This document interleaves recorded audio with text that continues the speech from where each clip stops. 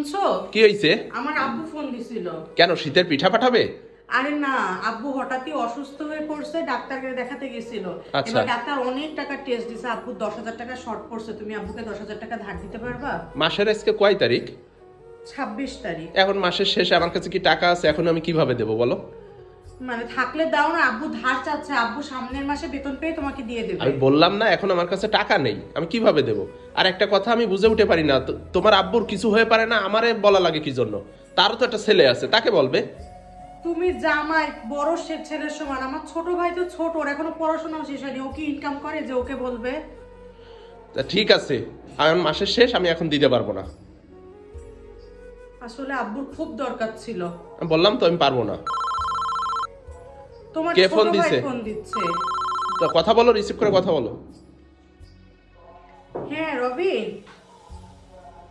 কি তোমার ট্যুরে যাওয়ার জন্য 20,000 টাকা লাগবে? না না, তোমার ভাইয়াকে বলে কোনো লাভ নাই, কারণ তোমার ভাইয়া তো এখন দিতে পারবে না, মাসের শেষ না, আজকে 26 তারিখ, এখনো স্যালারি পায় না, কিভাবে দিবে এই 20,000 টাকা? তুমি ফোন দাও, কি হইছে? ফোন দাও। হ্যালো, হ্যাঁ, তোর টাকা লাগবে, তুই আমারে বলবি। আচ্ছা, তোর কয় টাকা লাগবে? 20,000? 20,000-এ হবে নাকি? আচ্ছা আচ্ছা, তা তোর বিকাশে পাঠাবো না অ্যাকাউন্টে পাঠাবো? আচ্ছা ঠিক আছে, আমি একটু পরেই পাঠাই দিচ্ছি। আচ্ছা। এই রাগ দেখায় কই যাচ্ছ তুমি? কোথায় রাগ দেখাচ্ছি? তো রাগ দেখাই তো আমার সামনে থেকে চলে যাচ্ছ, তুমি কোনো আমাকে কথা না বিয়ে বলেই। করছো, এত ভালো ফ্ল্যাটে রাখছো, 3 বেলা ভালো মন্দ খাওয়াচ্ছো, বাজার ঘাট করতেছো, এইটাই তো আমার এবং আমার পুরো পরিবার, আমার বাপের কপাল বলতে গেলে, যে তোমার মতন এত ভালো একটা ছেলের সাথে আমাকে বিয়ে দিছে, তাই না? আমাকে আশ্রয় দিছো, খাদ্য বস্ত্র সবকিছু ঠিকঠাক মতো কিন্তু দিছো। কথাগুলো তো তুমি আমাকে হিট দিয়ে বলতেছো, না, স্বাভাবিকভাবে বলতিছো না। না, আসলে পর কখনোই আপন হয় না, পর পরই থাকে। কেন, কি হয়েছে? সেটা আবারও প্রমাণ হয়ে গেল। আমার ছোট ভাই ট্যুরে যাচ্ছে, তার 20,000 টাকা দরকার, তা এখন আমি দেবো ছাড়া কে দেবো? ও তোমার সন্তান সমতুল্য। সেটাই, আমিও আমার বাপের বড় সন্তান, ঠিক আছে? অনেক আশা করে আমার আব্বু ফোন দিছিল, হয়তো বা আমার কাছে 10,000 টাকা সে ধার চাইছে, ধার, আর আমার কাছ থেকে সে হয়তো বা ধার পাবে, ঠিক আছে? তুমি ভাইয়ের ট্যুরে যাওয়ার জন্য 20,000 টাকা দাও, আমার কোনো আফসোস নাই, তুমি দিতেই পারো, কিন্তু আমার বাবাকে কি তুমি 10,000 টাকা ধার দিতে পারতো না? আচ্ছা যাও, ওই ছোট ভাইকে টাকা পাঠানোর সময় তোমার আব্বুকে আমি 5,000 টাকা পাঠাই দেবো।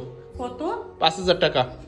আর আমার কাছে নাই আর। টাকা দিতে পারতেছো ট্যুরে যাওয়ার জন্য, আর আমার বাপ তোমার কাছে টাকাটা মাগনা চাই নাই, ধার চাইছে, ধার 10,000 টাকা, তার ব্লাড টেস্ট করতে লাগবে, ঠিক আছে? ডাক্তার তাকে এত এত টেস্ট দিছে, সেগুলা করতে লাগবে, সেখানে তুমি বলছো কি 5,000? তুমি কি আমার বাপকে দান করতেছো?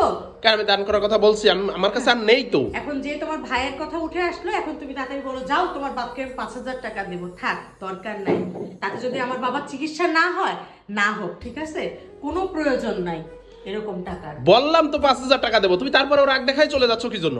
বললাম তো তোমার এরকম দানের আমার বাপের কোনো প্রয়োজন নাই, আমার বাবার চিকিৎসা হইলে হবে, না হইলে না হবে।